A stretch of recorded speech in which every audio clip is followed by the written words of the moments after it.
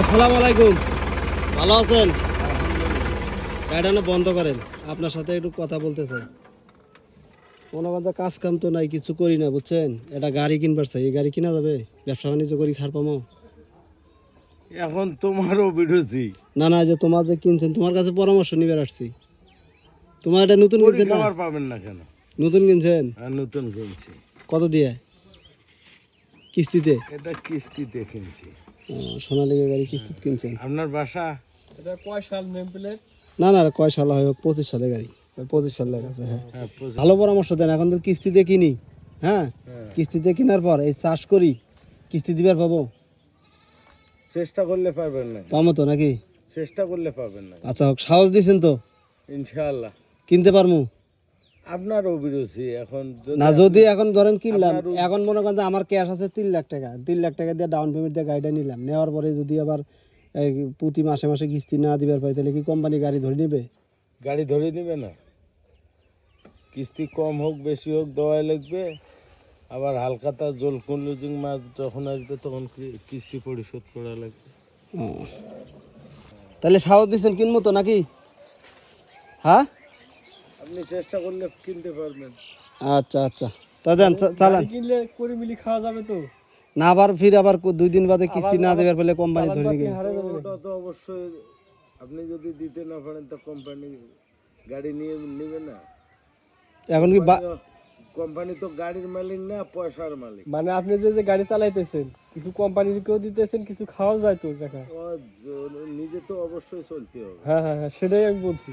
নিজে নিজে আগে নিজে বাঁচতে হবে, তারপরে কোম্পানি বাঁচান লাগবে। হ্যাঁ, এখন জমি নগদ টাকা চাষ করতেছেন না বাকি? না, বাকি বাকি হালখাতা করে টাকা, এই বাকি তো কথা কেউ করে কেউ করে না, হালখাতা কেউ করে কেউ করে না। কেউ করে না। তো আপনি হালখাতা করবেন না? হালকা খাতা করিয়াও আমার পয়সা ওঠে না। পয়সা ওঠে না? না, ওই সিঁড়ি সিঁড়ি যা ওঠে ওই তাই। হালখাতা করলেন দেখা যায় 5,000। তাহলে আপনি সাহস দিয়েছেন তো নাকি আমি গাড়ি কিনির পামু? চেষ্টা করলে পাবেন ইনশাআল্লাহ।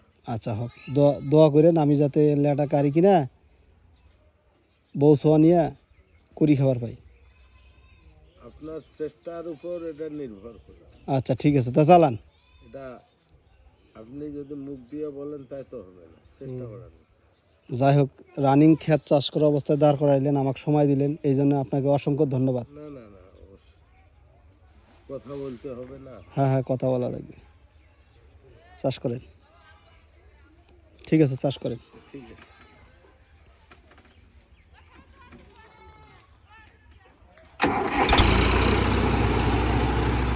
যে একটা গাড়ি কিস্তিতে কিনা ইনকাম করে খাইতে পারবো আর কি, উনি সাহস দিছে, তার মানে উনি পারে।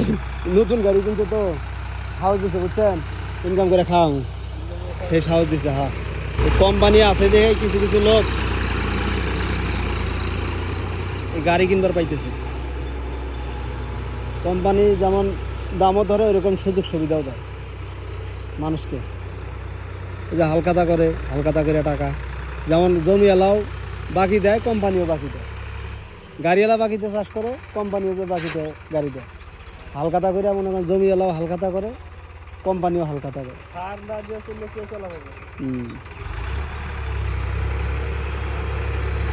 তো চাচাকে পরিচয় দিই নেই, না দিয়ে চাচার সাথে একটু কথা বললাম, তো কথা কয়ে তো বুঝলাম যে চাচা সঠিক পরামর্শটাই দিছে, খারাপ কিছু বলে না।